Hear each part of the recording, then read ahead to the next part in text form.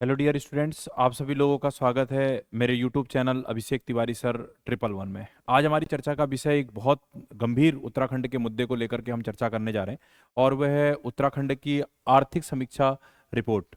आर्थिक समीक्षा रिपोर्ट पर जो हमारी ये चर्चा चल करने जा रहे हैं हम लोग, ये बहुत महत्वपूर्ण इंपॉर्टेंट टॉपिक है इस समय, जो कि यह बजट जो है आपका फरवरी माह के लास्ट में क्या कहते हैं सदन में रखा गया था।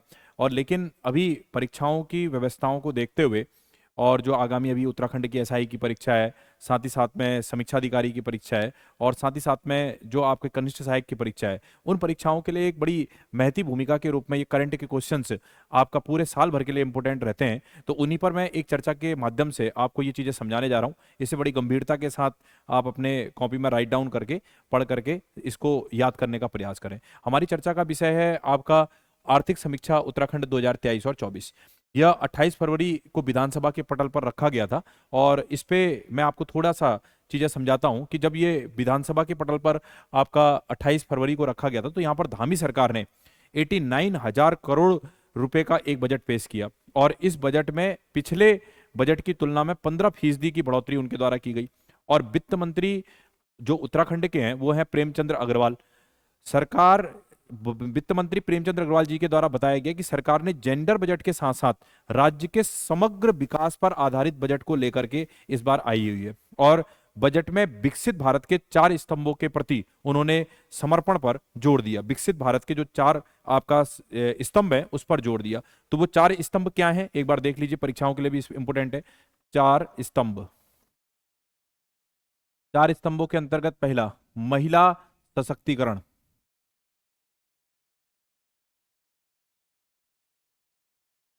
पहला आ जाएगा महिला सशक्तिकरण। महिला सशक्तिकरण के संबंध में विशेष जोर डाला गया। गरीबों के कल्याण पर उनके द्वारा जोर दिया गया। गरीबों के कल्याण पर जोर रहेगा, महिला सशक्तिकरण पर जोर रहेगा, गरीबों के कल्याण पर जोर रहेगा। इसी प्रकार से कृषि पहल, तीसरा पॉइंट आएगा कृषि पहल। कृषि पहल पर जोर है, कृषि पहल पर जोर रहेगा। और चौथा पॉइंट जाएगा इसमें आपका गरीबों का कल्याण, महिला सशक्तिकरण, कृषि आपका पहल। और चौथा पॉइंट इसमें जो बनेगा युवा सशक्तिकरण, युवा सशक्तिकरण। तो वित्त मंत्री आपका जो है, वित्त मंत्री वो है आपका प्रेमचंद्र अग्रवाल।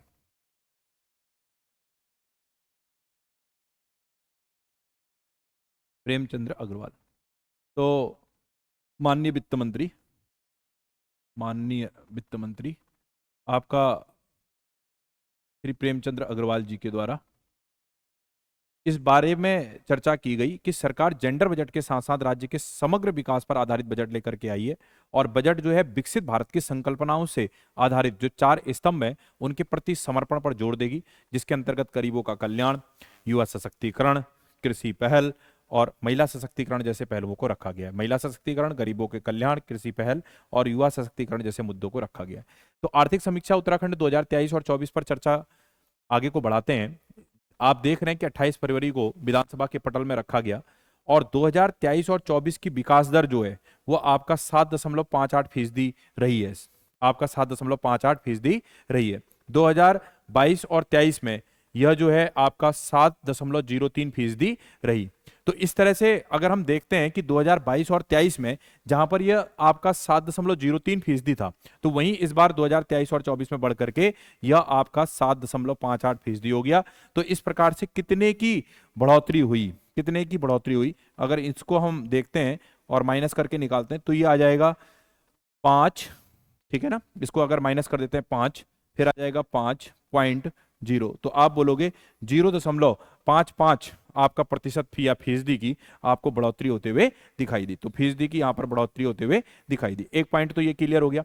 अर्थव्यवस्था का आकार अगर हम देखते हैं तो अर्थव्यवस्था के आकार पर हमें क्या दिखता है कि यह आकार जो है 346.20 हजार करोड़ से आपका 303.78 हजार करोड़ रुपए हो गया। अर्थात पहले जहां 2022 और 23 में 303.78 हजार करोड़ रुपए था, वही अब बढ़ करके आपका 346.20 हजार करोड़ रुपए दिखता हुआ मिलता हुआ दिखाई दे रहा है। तो एक पॉइंट तो आप ये याद रखें कि इतना, पहले इतना, अब इतने फीसदी की बढ़ती और अर्थव्यवस्था का आकार भी बढ़ता हुआ दिखाई दिया है। अगले पॉइंट की तरफ, अगले पेज की तरफ चर्चा करते हैं कि भाई जीडीपी में क्षेत्रवार कितना योगदान देखने को मिला। तो जीडीपी में क्षेत्रवार अगर योगदान की बात की जाए तो आप सब जानते हो कि इसका डिवाइडेशन 3 भागों में है। एक तो आपका कृषि के क्षेत्र में, दूसरा उद्योग के क्षेत्र में और तीसरा सेवा के क्षेत्र में। तो कृषि का क्षेत्र जो है प्राथमिक क्षेत्र कहलाएगा, उद्योग का क्षेत्र द्वितीयक क्षेत्र कहलाएगा और सेवा का क्षेत्र जो कहलाएगा तृतीयक क्षेत्र कहलाएगा। हिस्सेदारी अगर देखते हैं तो कृषि क्षेत्र की हिस्सेदारी 9.9% रही, देखने को मिली 9.99%। इसी प्रकार से उद्योग के द्वितीय क्षेत्र की हिस्सेदारी 46.84% आई। सेवा और तृतीय क्षेत्र की हिस्सेदारी 43.17% देखने को मिली है। अगर मैं ये बात करता हूं तो इस तरह से प्राथमिक, द्वितीयक और तृतीयक क्षेत्र का पूरा योगदान जो है अपने आप में 100% को स्केल मानते हुए दिखाया गया है। तो 100% में से प्राथमिक क्षेत्र का जो हिस्सेदारी है, भागीदारी है, जिसमें कृषि का भाग शामिल होता है, वो 9.99% को दिखा रहा है। जो द्वितीय क्षेत्र है वो उद्योग से संबंधित है, ये आपका 46.84% को दिखा रहा है। इसी प्रकार से सेवा के क्षेत्र में जो तृतीय क्षेत्र है उसमें आपका 43.17% को इंडिकेट करता हुआ दिखाई दे रहा है। तो इसमें ग्रोथ कितनी आई तो आप देख रहे होगे कि ग्रोथ का लेवल अगर देखते हैं तो कृषि क्षेत्र में ग्रोथ 1.6% आई। इसी प्रकार से उद्योग क्षेत्र में ग्रोथ 9.2% आई और इसी प्रकार से सेवा के क्षेत्र में जो ग्रोथ आई है वो आपका 7.6% की हमें देखने को मिलती है। तो इस प्रकार से हम लोगों ने ये समझने का प्रयास किया कि जीडीपी में क्षेत्रवार जो योगदान है वो कितना है, प्राथमिक क्षेत्र में, द्वितीय क्षेत्र में और तृतीय क्षेत्र। प्राथमिक क्षेत्र में क्या शामिल होगा, कृषि। द्वितीय क्षेत्र में क्या होगा, उद्योग। तृतीय क्षेत्र में क्या आएगा, सेवा। सबसे बड़ी भागीदारी का पहला स्थान किसका है तो आप बोलोगे पहला स्थान जो रख रहा है वो आपका उद्योग का क्षेत्र रख रहा है। दूसरा स्थान किसका है तो तृतीय क्षेत्र का रखेगा और आपका तीसरा स्थान किसका है तो वो एग्रीकल्चर क्षेत्र का है। हमारे उत्तराखंड के जीडीपी में यह योगदान देखने को मिलता है। अगले पॉइंट की तरफ बढ़ते हैं। अगला पॉइंट कहता है कि प्राथमिक क्षेत्र में हिस्सेदारी। अगर प्राथमिक क्षेत्र में हिस्सेदारी देख रहे हैं तो हम देख रहे हैं कि 9.99% है। अब उसमें भी डिवाइडेशन है, अर्थात कृषि, पशुपालन, वानिकी, आपका खनन एवं उत्खनन, मत्स्य पालन, ये सारे भाग जो हैं ये कहीं ना कहीं प्राथमिक क्षेत्र की हिस्सेदारी को इंडिकेट करते हैं। प्राथमिक क्षेत्र में कृषि के अंतर्गत ये सारी चीजें भी शामिल होंगी। अभी 9.99% में से किसका कितना योगदान है तो देख रहे हैं हम एग्रीकल्चर का 39.29% का योगदान दिखाई दे रहा है।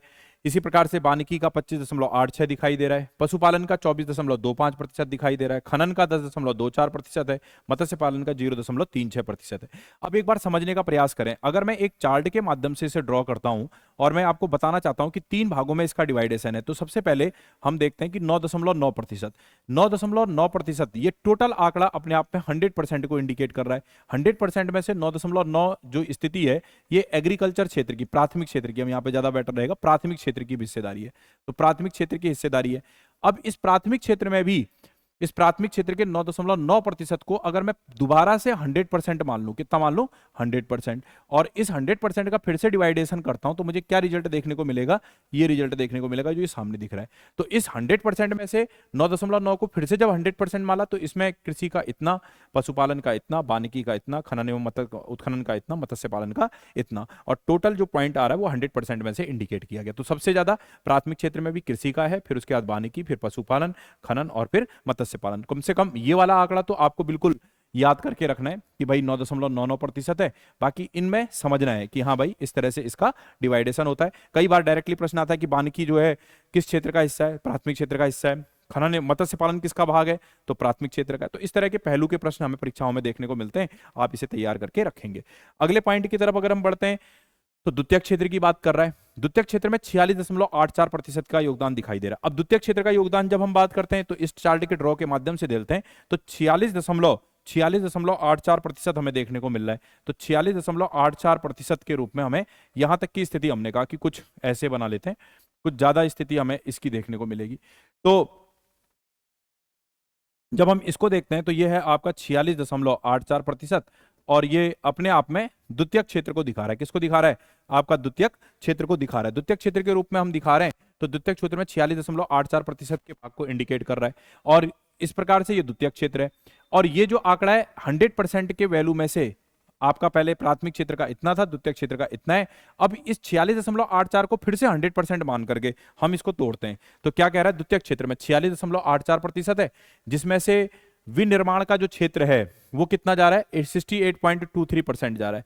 कंस्ट्रक्शन कितना जा रहा है, 23.22 जा रहा है। इसी प्रकार से बिजली गैस और पानी कितना जा रहा है, 8.55% जा रहा है। तो कुल कितना गया, 100% हो गया। तो द्वितीय क्षेत्र में जो सबसे बड़ी भागीदारी निकल करके सामने आई वो आपका कंस्ट्रक्शन की आई, विनिर्माण की आई, मैन्युफैक्चरिंग की आई।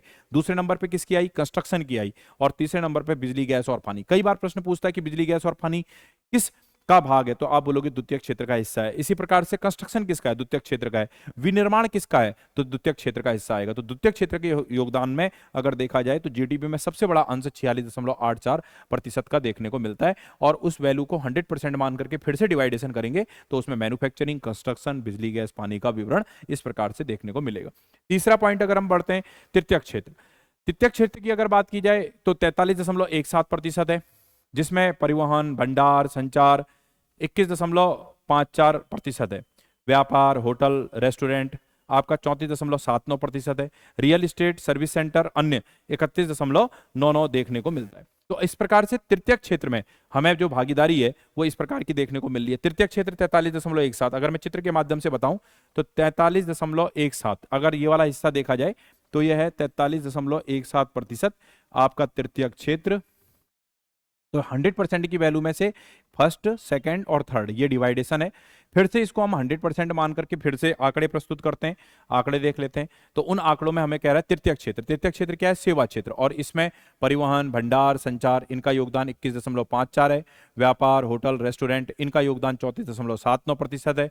रियल एस्टेट, सर्विस सेंटर और अन्य इनका योगदान 31.99% है। तो इस तरह से हमने इस चीज को समझने का प्रयास किया। तो सारी बातें यहां पर आप लोगों को समझ में आ गई होगी। तो फिर से हमने इसे 100% मान करके वर्कआउट किया, तो आंकड़े हमें 100% में से ऐसे डिवाइडेशन दिए। कई बार परीक्षा में पूछता है कि रियल सेक्टर जो पहलू है वो किसका भाग है, तो सेवा क्षेत्र का अर्थात तृतीय क्षेत्र का। इसी प्रकार से होटल किसका है, व्यापार किसका है, रेस्टोरेंट किसका है, परिवहन किसका है, भंडार कैसा है। ऐसे शब्दावलियों के रूप में प्रश्न आपसे अगर प्रश्न पूछता है तो उनके उत्तर आप इस तरह से देने का काम करेंगे। ठीक है, तो यहां तक के पहलू में हम लोगों ने प्राथमिक क्षेत्र, द्वितीय क्षेत्र और तृतीय क्षेत्र को डिवाइडेशन किया और उसे समझने का प्रयास किया। ठीक है ना, तो हम इसके बाद आगे की चर्चा करते हैं और आगे की चर्चाओं के आधार पर फिर से हम आपका जो पहलू है उसके आधार पर कुछ महत्वपूर्ण फैक्ट वाइज जो क्वेश्चन है उनको डिवाइडेशन करते हैं।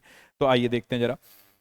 इसमें जिलेवार अगर हम जीडीपी की रैंकिंग करते हैं तो जिलेवार जीडीपी की रैंकिंग के आधार पर हमें क्या देखने को मिलेगा। अगर आप प्रश्न पूछता है कि भाई जिलेवार जीडीपी की रैंकिंग में पहला स्थान कहाँ का है, तो पहला स्थान अगर हम निकालने बैठते हैं तो पहले स्थान में हमें क्या देखने को मिलेगा, पूरे उत्तराखंड में किस जिले का नाम देखने को मिलेगा। तो आप सब जानते हो कि पहला स्थान जो है इसमें हरिद्वार को मिला है। किसको मिला है, हरिद्वार को। पहले स्थान में जीडीपी में जिलेवार जो पहला स्थान है वो हरिद्वार का है। दूसरे नंबर पे आपका जो जिला बनेगा वो है आपका उधम सिंह नगर। दूसरे नंबर पे जो है यूएस नगर बन जाएगा। तीसरे नंबर पे जो इसमें बनेगा जिलेवार के आधार पर डिवाइडेशन, देहरादून बनेगा, देहरादून बनेगा। और जो चौथे नंबर का डिवाइडेशन होगा उसके आधार पर डिवाइडेशन करेंगे तो नैनीताल दिखेगा, एनटीएल।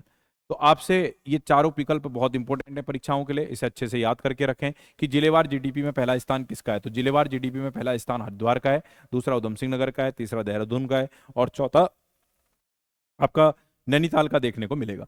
अब बात ये आती है कि जिलेवार डिवाइडेशन इस प्रकार का हो गया, हरिद्वार पहला, उधम सिंह नगर दूसरा, देहरादून तीसरा और नैनीताल चौथा है। कई बार प्रश्न ऐसे पूछता है कि हरिद्वार और उधम सिंह नगर यह आपका पहले और दूसरे स्थान पर है, बताइए तीसरे नंबर पे क्या होगा। तो ऐसे प्रश्नों के लिए कम से कम 1 2 3 4 तो चीजें आपके पास क्लियर होनी चाहिए।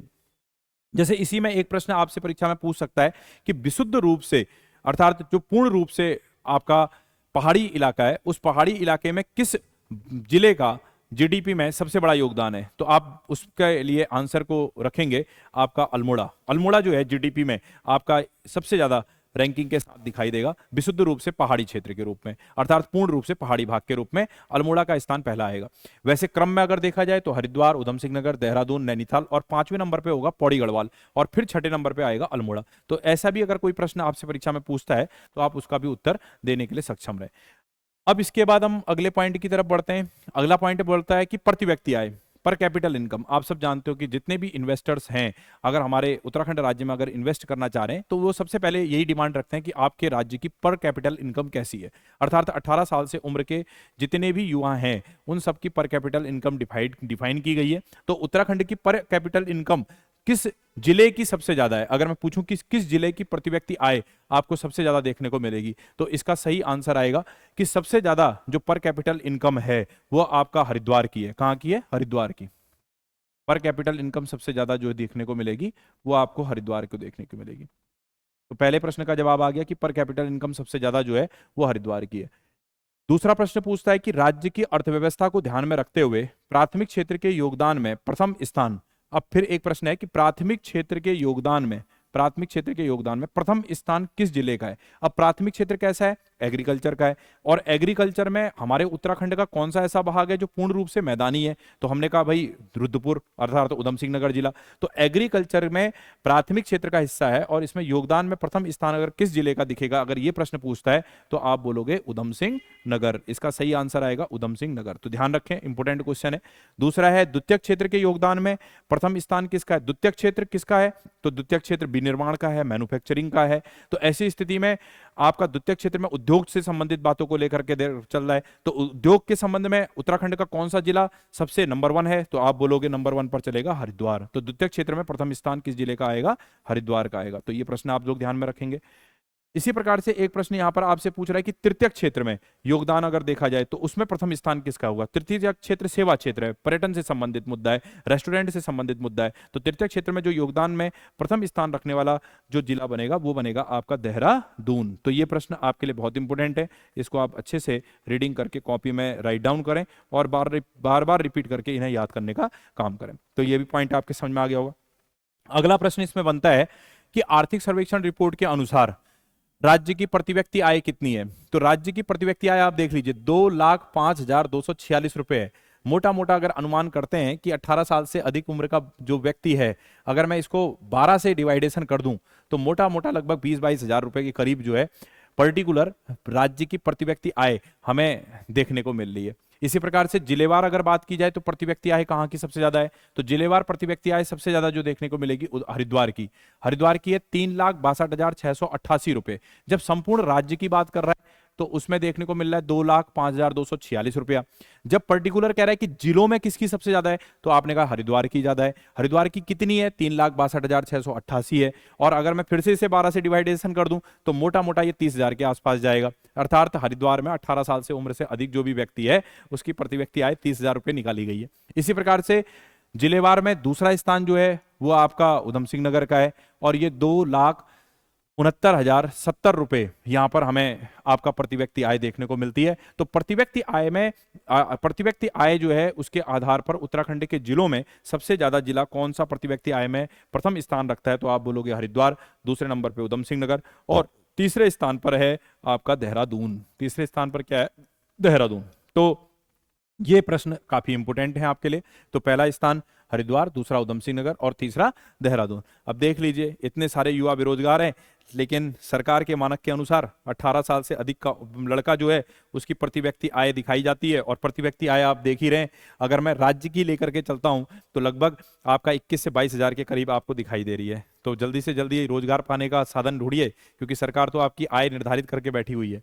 आगे देखते हैं 2001 के सापेक्ष देखें तो सभी जिलों में जो प्रति व्यक्ति आय है 2001 से अगर मैं तुलना करता हूं तो उसके आधार पर प्रति व्यक्ति आय जो है वो सब जगह क्या हो रखी है? आपका दोगुनी हो रखी है। तो ये भी पॉइंट आप ध्यान में रखेंगे। अगले पॉइंट की तरफ बढ़ते हैं और ये कह रहा है कि राज्य आय एवं लोक वित्त जीडीपी में सबसे ज्यादा कौन सा जिला सबसे ऊपर की ओर है? तो हिट आपका जो जिला जाएगा तो सीधी सी बात है जैसा हम पढ़ रहे हैं उसके आधार पर जो सबसे हिट अगर जाएगा तो वो जाएगा हरिद्वार। क्या जाएगा आपका? हरिद्वार जाएगा। और इसी प्रकार से इसमें सबसे निचले स्थान पर, सबसे ऊंचे स्थान पर और सबसे निचले स्थान पर रहेगा रुद्रप्रयाग। ये रहेगा डाउन स्थिति में। तो राज्य आय एवं लोक वित्त आय में जीडीपी में आपका सबसे अधिक जो प्रबल है वो है आपका हरिद्वार और उसके बाद इसमें सबसे डाउन जो जाएगा वो रुद्रप्रयाग जाएगा। एक सूचना है कि 1 अप्रैल 2023 से सरकार के द्वारा कराधान को व्यवस्थित करने के लिए शराब पर कर की जो दर है, शराब पर जो कर की दर है वो आपका 20% से घटा करके कितने परसेंट कर दी गई है? 12% कर दी गई है, जिससे कराधान की एक अच्छी शैली यहां से इकट्ठा हो सके।